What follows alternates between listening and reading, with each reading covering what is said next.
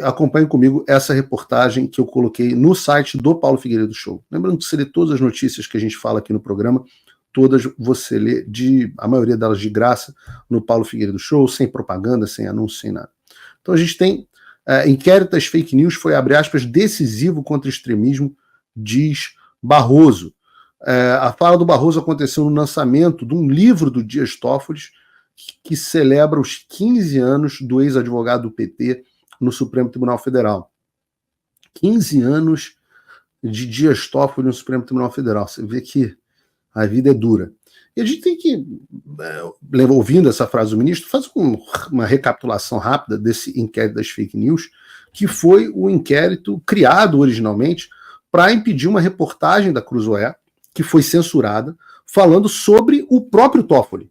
Esse inquérito é uma aberração, absolutamente uma aberração jurídica, porque o regimento interno do Supremo sequer permitia que fosse instaurado um inquérito de ofício pela própria corte, senão para investigar os atos ocorridos dentro do Supremo, ou então nas suas dependências, né?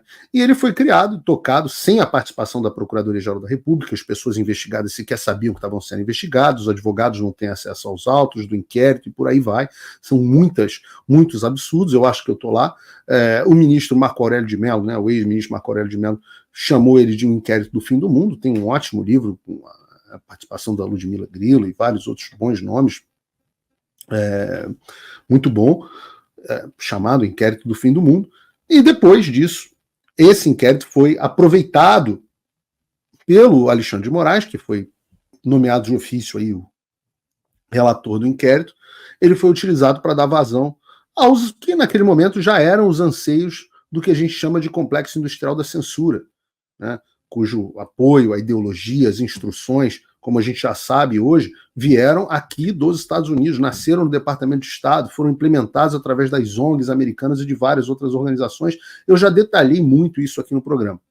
Então, a visão desses caras sobre o complexo industrial da censura, sobre o Deep State, sobre o establishment, etc., é de que, de fato, como diz o Barroso, eles estão salvando a democracia. Oi, que legal que você gosta dos meus vídeos.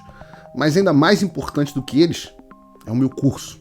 Lá eu posso falar coisas que o YouTube não me deixa falar e com bem mais profundidade. E eu tenho orgulho de ter feito o maior curso de geopolítica já ministrado no Brasil, com mais de 6.000 alunos. É o fim da América e do mundo como conhecemos. Só que tudo que é bom chega ao fim.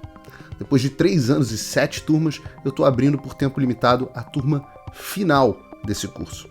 Então, essa, portanto, a tua última chance de fazer parte desse grupo e realmente entender o que está se passando no Brasil e no mundo, para poder ser diferente e ajudar a mudar as coisas na direção certa. Tem um link para você aqui na descrição. É por tempo limitado e com vagas limitadas. De novo, é a última turma. Haja agora para não se arrepender. Um abraço. E como é que eles fazem isso? Como é que eles dizem que eles estão salvando a democracia? Eles redefinem o significado de democracia, não mais como a vontade do povo, mas sim como a vontade das instituições, que é um negócio muito vago, porque quem são as instituições? A imprensa, o Supremo Tribunal Federal, as instituições são eles que estão no poder. Então, se você tem um movimento populista, um movimento do povo se revoltando contra as instituições, eles transformam isso em antidemocrático. Porque, no final das contas, o Barroso talvez seja o maior exemplo disso, o Barroso tem pavor da democracia. Ele tem desprezo pelo povo e pela decisão popular. Por isso que eles falam, olha, o povo é contra o aborto, as drogas, mudança de sexo e tudo mais. Não tem problema. Essas pessoas são menos evoluídas. Nós vamos fazer isso por onde? Através não mais da vontade popular, mas do controle das instituições. No caso, como eles controlam o judiciário passou a ser a instituição mais forte. Isso é um problema global, é o que se chama de nascimento da juristocracia. E eles vão lá e, nas palavras do próprio Barroso, o que eles fazem? Empurram a história na direção correta. É isso que eles fazem, empurram a história na direção correta. A direção correta é qual? É a direção que eles consideram correta, é a direção do progressismo. O Barroso também disse, no início, que a abertura do inquérito foi controvertida. Não foi controvertida. A abertura foi absolutamente ilegal. Mas que depois os ministros do Supremo se convenceram da importância dele. Se convenceram pela pressão internacional, pelo instrumento, por servir como instrumento para o Departamento de Estado americano. E justiça seja feita. Isso aconteceu debaixo dos olhos do Trump.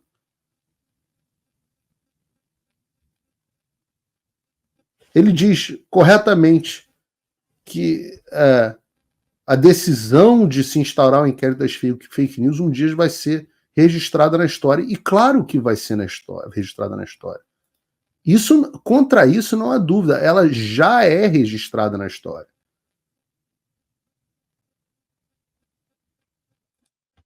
Como um dos capítulos mais bizarros, não só do direito brasileiro, mas do direito do mundo inteiro.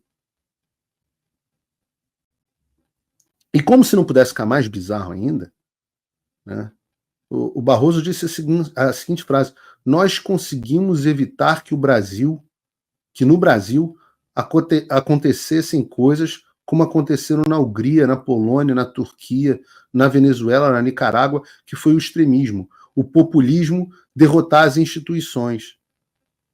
E tem algumas camadas de loucura para a gente comentar. Primeiro, ele diz que quando o inquérito das fake news foi instaurado, era controvérsia até mesmo dentro do Supremo Tribunal Federal. Talvez porque ainda houvesse algum resquício de legalidade na cabeça dos ministros.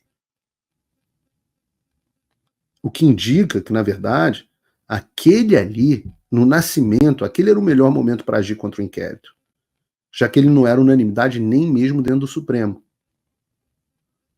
No entanto, ele admite que mesmo que os ministros soubessem que o inquérito era ilegal, eventualmente eles foram convencidos de que mesmo sendo ilegal era um inquérito importante. E volto a dizer, era o momento de ter derrubado aquele negócio. Quando o presidente Bolsonaro falou acabou porra, era para ter acabado porra, ali. Mas não. Né? É aquele negócio que ensinam que aquela parte da anatomia humana masculina não tem ombro. Depois que entra a cabeça, já era. E o que fez a cabeça dos ministros mudarem de achar que é ilegal para achar que é importante?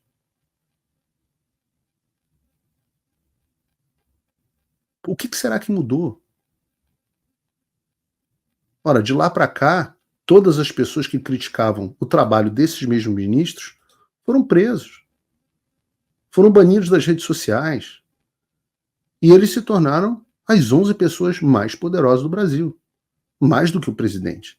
E conseguiram, em boa parte, neutralizar o mandato de um presidente que tinha sido eleito esmagadoramente pela população. O segundo ponto da fala do Barroso é que ele afirma que um dia a instauração do inquérito das fake news vai entrar para a história. Eu volto a dizer, é verdade, ele tem razão. E os maiores jornais do mundo já cobriram o inquérito das fake news. Vejam, o Wall Street Journal, por exemplo. Juiz brasileiro que disputa com Elon Musk luta contra as mídias sociais há muito tempo. O The New York Times, que a gente elogiou aqui recentemente, já cobriu mais de uma vez. Será que o Alexandre de Moraes é realmente bom para a democracia? Ou a outra reportagem do Times, o Supremo está salvando a democracia? Interrogação. Reportagem que a gente colocou aqui na semana. Ou o Washington Post, o jornal mais à esquerda dos grandes jornais americanos. Em sua luta pela liberdade de expressão, o X de Elon Musk tomou a posição correta.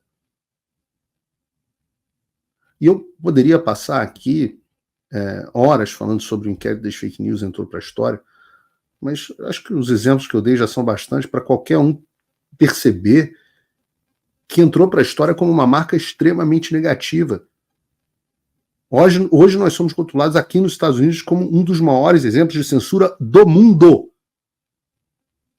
O Brasil é exemplo de censura do mundo.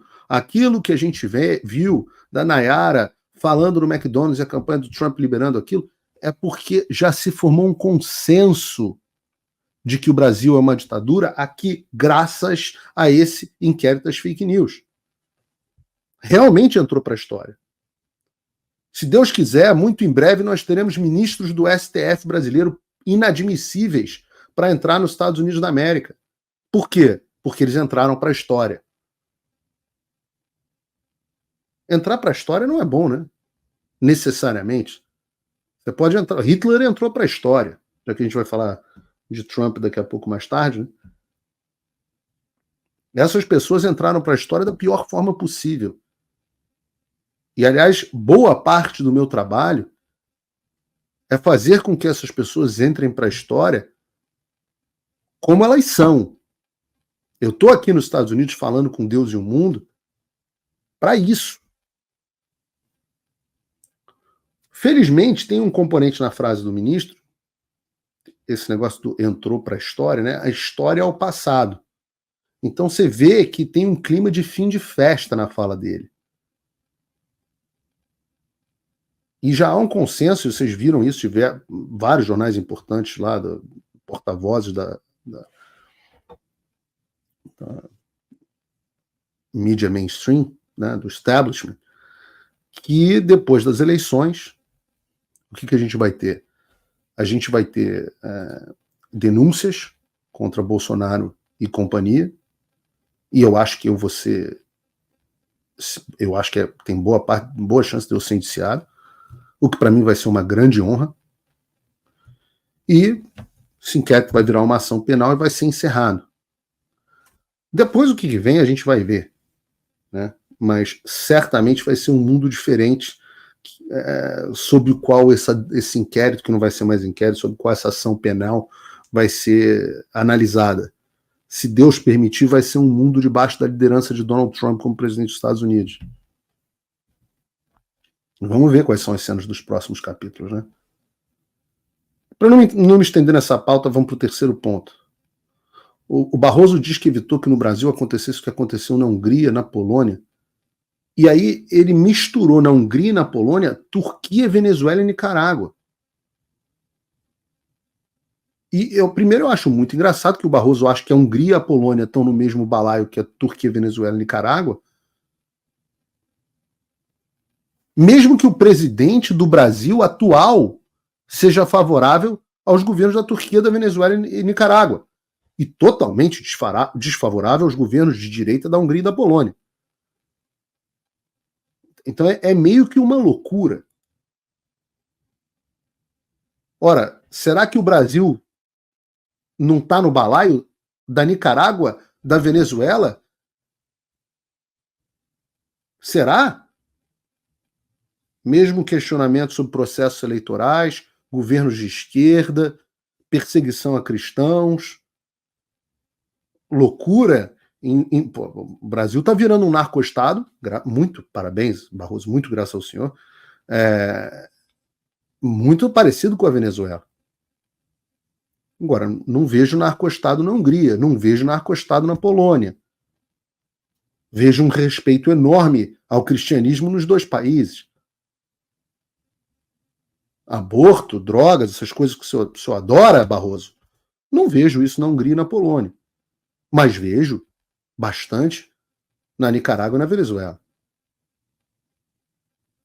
Eu fico pensando, o que será que ocorreu na Polônia e na Hungria? Duas democracias europeias, eleições auditáveis, participação de todo o espectro político, ausência de censura.